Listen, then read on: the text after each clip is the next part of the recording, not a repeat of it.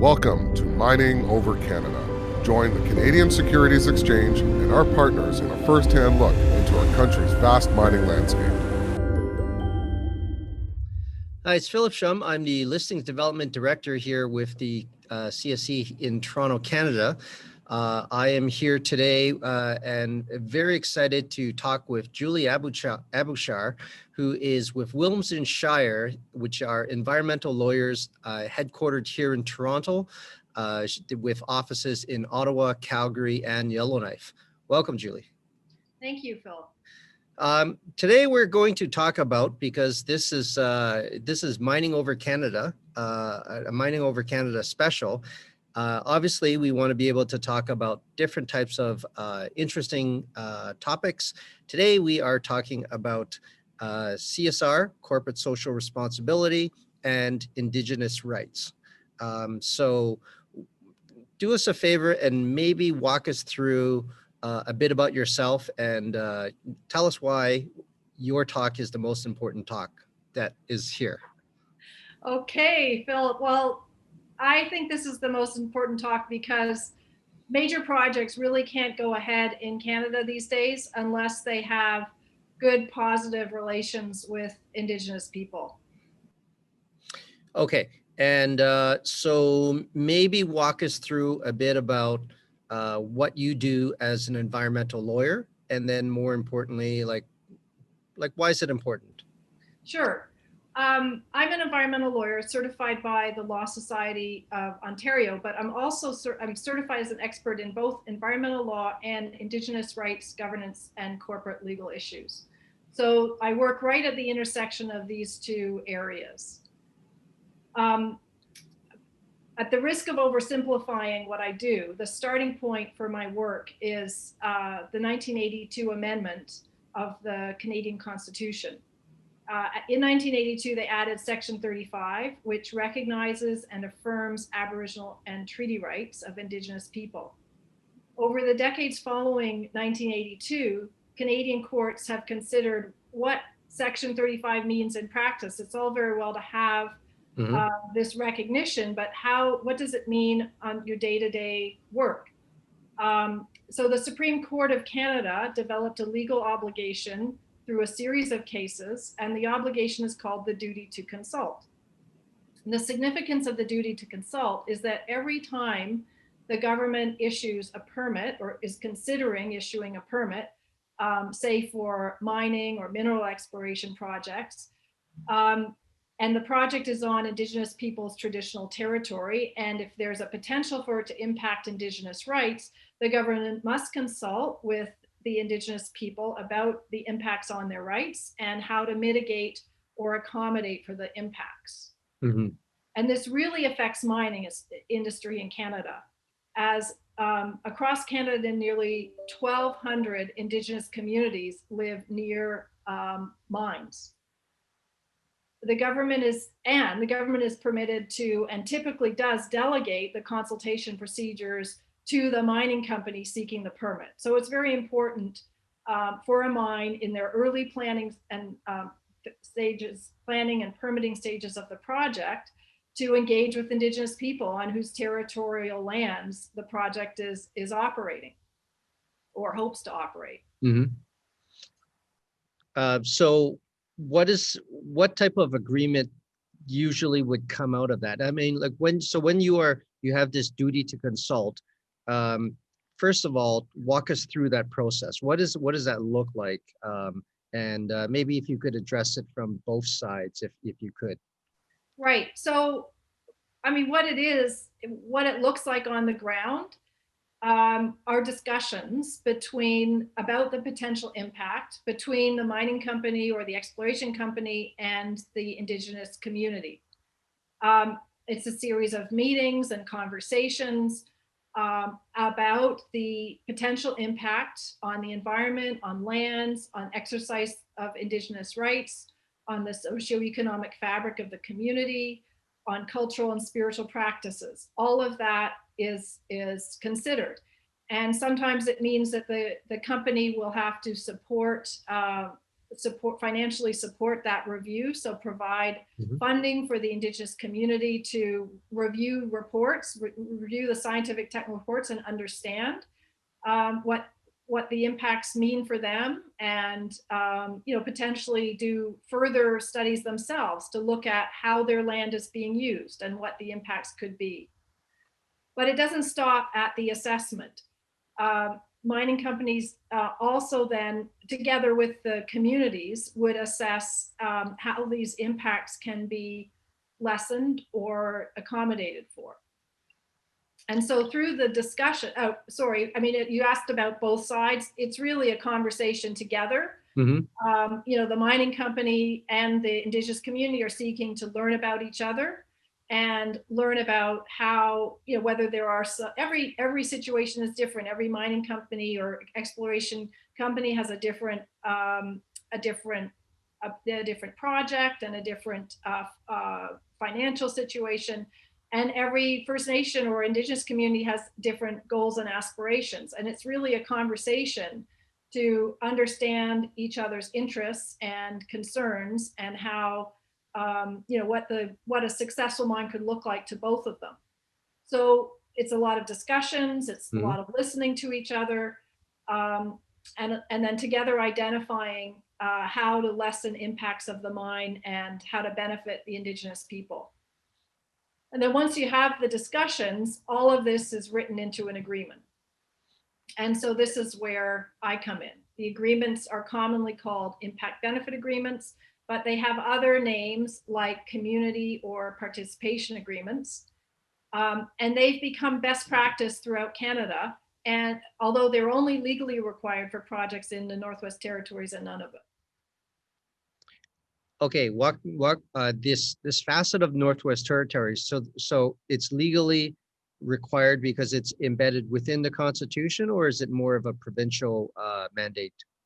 So it's a territorial mandate, and it's in the land claim settlement agreements. The Nunavut agreement, which is the land claim settlement for the Inuit in Nunavut, and for similar agreements in the Northwest Territories. Oh, interesting. So when you talk about the impact benefit agreement, I guess the acronym is IBA, I suspect, right? So for these IBAs, how long do these negotiations typically take? What are maybe some of the best practices that you would advise to your client on how to approach it? Sure. IBAs can take, they take a while usually, but they're usually started at the permitting phase. So while you're going through the permitting process, which could take, a year to a year and a half in Canada, or more in some cases, depending on what issues the government may have, or what studies may be done. But it's during that permitting phase. So the length of the permitting phase, and perhaps starting a bit before, so that you finish at the same time that you get your permits, is about the length of time for typical impact benefit agreement negotiations. And so, what I tell clients ask, what are they, what's in them? And, they've been around for a number of years now. So there's a number of things that are typically in these agreements. The key for the mining company is that they solidify the support of the Indigenous communities for the project. So that's key, because it brings regulatory certainty to the mining company. But then all the other things it has are largely benefits for the Indigenous community, but are also win-win for the mining company. So they provide training opportunities for Indigenous people to become part of the local mine workforce. They have provisions that promote business opportunities and set-asides for Indigenous businesses. They provide for ongoing monitoring and permit review. And this is going to be a legal requirement anyway, that the mine continue to engage and consult with the Indigenous communities who are potentially impacted. So the agreement sets out a process for doing that. The agreement set up a funding arrangement for the life of the mine, so to provide capacity to the Indigenous community to play their role in the agreement. The agreement set up a dispute resolution mechanism and they provide sharing of the profits from the resources with the Indigenous people. IBAs are binding contracts. They're like commercial contracts. They're binding. They have obligations on both sides, both for the mining company and for the Indigenous people. And Phillip, some people ask us, well, we're just doing exploration. Do we have to enter one of these agreements? Mining exploration does have potential for impact on Indigenous rights and use of land. Mm-hmm. And the Crown, the government does ask mining exploration companies to consult with Indigenous communities. There is a process that is more in legislation for that process. And so there are timeframes that are set out. But nonetheless, there is still the requirement to engage, and these discussions take place. And many times the company and the First Nation get into an exploration agreement. These are nowhere near as involved as the IBAs, but they do include environmental monitoring. They may include a financial side to them, and a commitment to negotiate an IBA if the exploration results in a mine. Mm-hmm. Okay. So on the assumption that both sides have managed to meet an IBA or to sign an IBA, and it's of course binding, as you mentioned, how does one measure the efficacy of the IBA? So from a metric standpoint, how do you identify whether it's working or not? Right. Well, you would want to know whether the obligations are being met. So I can only speak about in generalities. If there are provisions for procurement, for instance, then you would want to measure the annual supply chain spend on Indigenous communities for the company. If the IBA has a target for employment, then you want to measure to see whether the number of Indigenous employees meets the target. Mm-hmm. The IBA may have a commitment to accelerate Indigenous employees into management. So you might have a metric of how many are in management positions. The IBA may have some training programs. So then you'd want to measure how's the training going? How many training programs have been set up? How many Indigenous people participated? How many Indigenous people completed the training and get hired or advanced? So those you sort of measure the metrics that are set out in the agreement. So the more specific the agreement is, the better it is, really. If you're looking from a CSR lens, the more you'll be able to measure the performance of the company to see if you've met the obligations under the agreement. Okay. Now you had mentioned the word CSR. So CSR stands for corporate social responsibility, right? And so those ESG and CSR are two very well-known and very prominent terms in today's world, specifically for mining. So please tell our viewers the difference between ESG and CSR, if there is some. So ESG stands for environmental, social, and governance.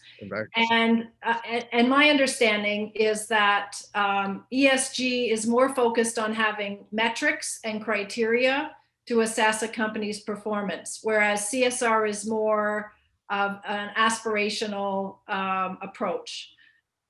So if there are metrics through an ESG approach, it makes it much easier for investors to assess a company, and it makes it easier for a company to assess and improve its performance. So whether or not you have an impact benefit agreement could be a mechanism to help you meet your ESG metrics, right? So an ESG metric could be what is your annual supply chain spend on Indigenous businesses? And if that is one of your metrics, if your impact benefit agreement says that has a whole section on procurement and how to help Indigenous businesses understand procurement and be successful in procurement, mm-hmm. then your IBA is lining up with your metrics, your ESG metrics. So, in my view, anything that is clear and measurable would help a company to show its value and show that it is addressing any social risk that there may be. Okay.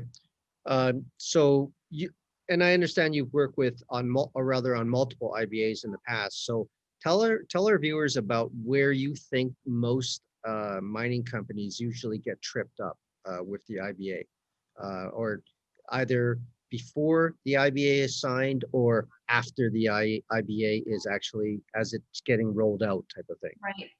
Well, okay. So before an IBA is signed, the conversations are difficult conversations between during the negotiations. And it just takes, for both parties, a lot of patience and a desire to learn about the other, and especially for mining companies to learn about indigenous culture and history. Mm-hmm. And I think the companies that are most open to learning about indigenous culture and history and listening to their concerns are most likely going to complete their negotiations quicker. So, and I think, just from where we come in as lawyers, why would you want to get us involved? It's to make sure that the agreements are clear. I think, you don't want it to be, you want it to focus on the relationship and the respect that's being developed between the parties. But it's very important that when the agreements are drafted, they are clear.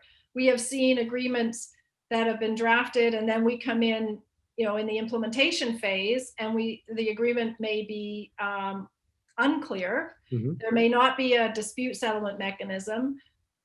So the parties don't really have this as a tool to help them resolve their issues. They may have different views about the agreement and about important commitments. Mm-hmm.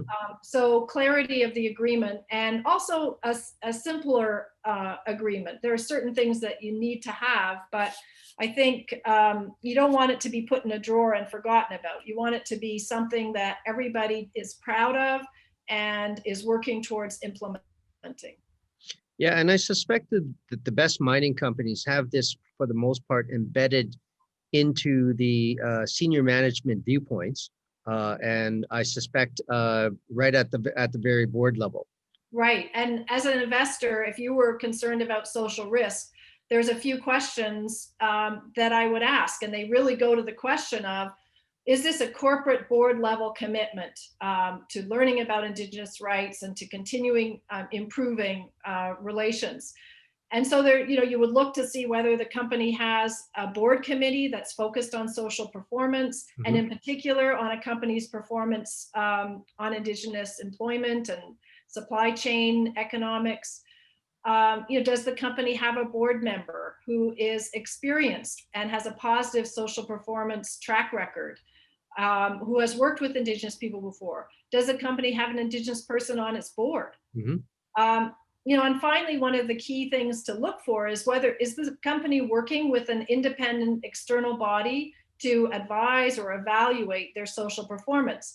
And there's a couple that might be interesting for the listener. A couple of these external bodies. One is the Canadian Council for Aboriginal Business, or CCAB. The CCAB has a program called Progressive Aboriginal Relations, and here's another acronym, PAR, P-A-R. A company can work with the CCAB to measure up against their PAR metrics, and once they become PAR certified. So they're recognized as having progressive Aboriginal relations. Mm-hmm. Another program is the Mining Association, MAC, the MAC's program towards sustainable mining.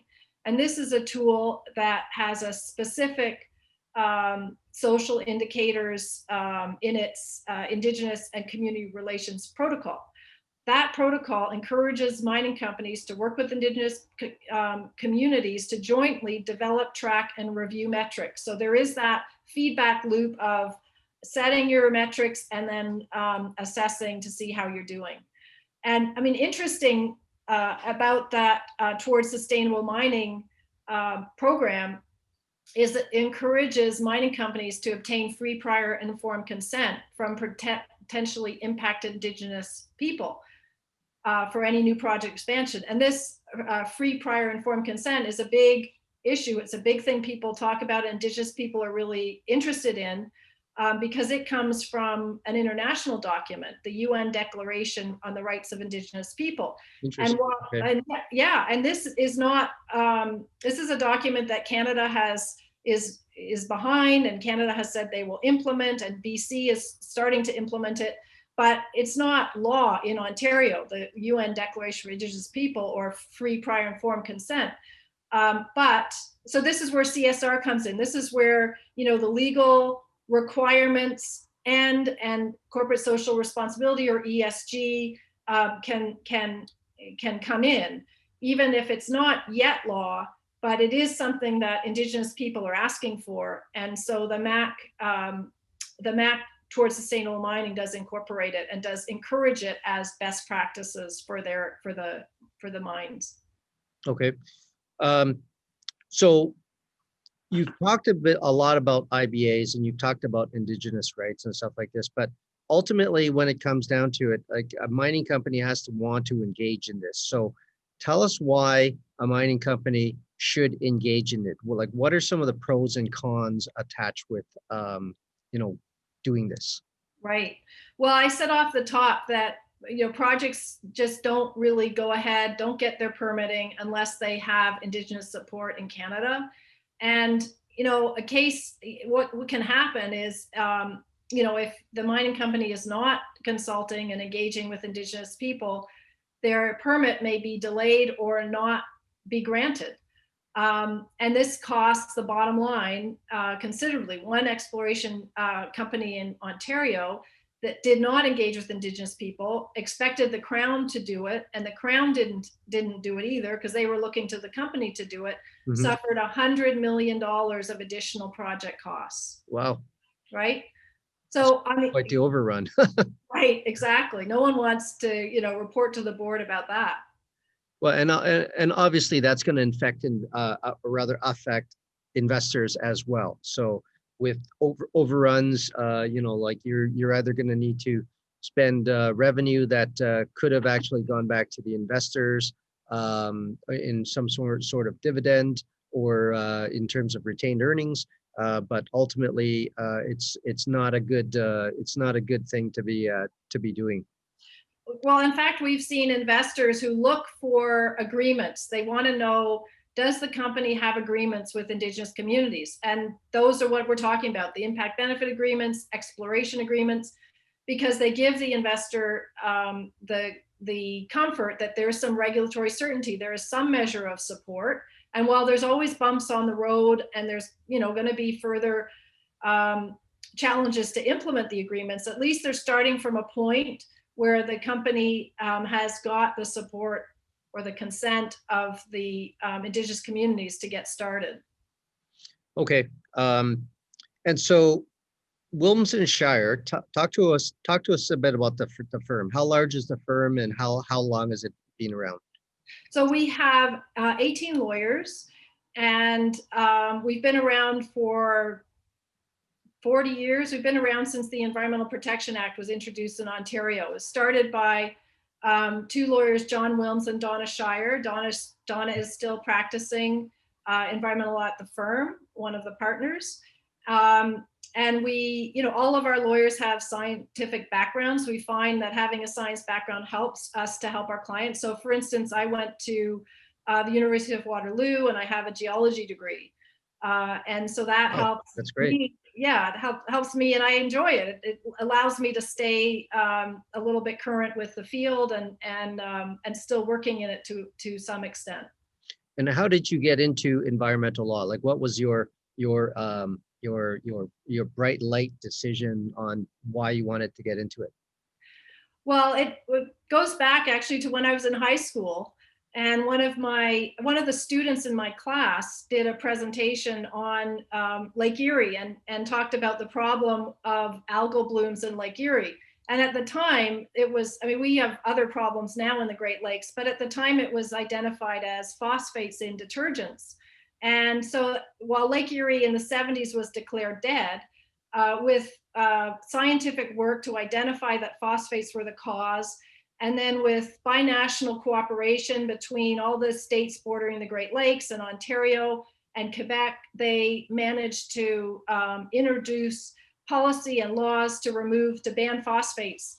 This was really probably one of the easier environmental problems to tackle, certainly compared to climate change. But what it inspired in me was an interest in science and policy and law and the combination of all of them and how they work together.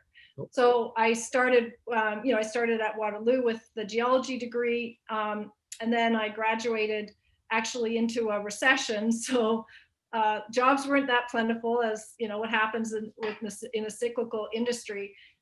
So that just confirmed for me that I should go to law school and continue to work towards practicing environmental law. Okay. And then the whole connection with Indigenous people and duty consult, that only came around as I was making my way through law school, and afterwards when the Supreme Court enunciated the duty to consult. So that wasn't really even an opportunity when I first thought about law school. So that happened more recently. Okay, great. So is there anything else that you would like to mention to our listeners?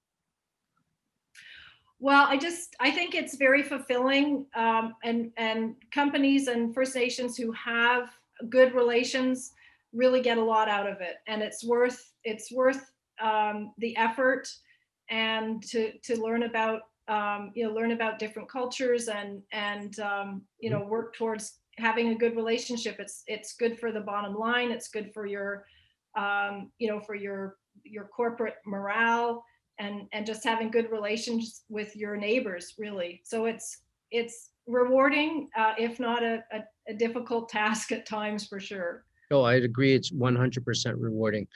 But I want to thank you for your time today. I'm here today with, just to recap, with Julie Abouchar, who is with Willms and Shier, who are environmental lawyers based in Toronto with offices in Calgary, Yellowknife, and Ottawa as well.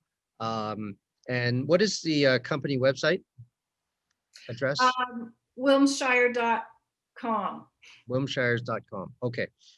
So you can get a hold of Julie there. And once again, thank you. My name is Phillip Shum from the CSC, and we are reporting here during Mining Over Canada. And thank you very much. Thanks for listening. Thank you, and thanks everybody. Thank you, Julie.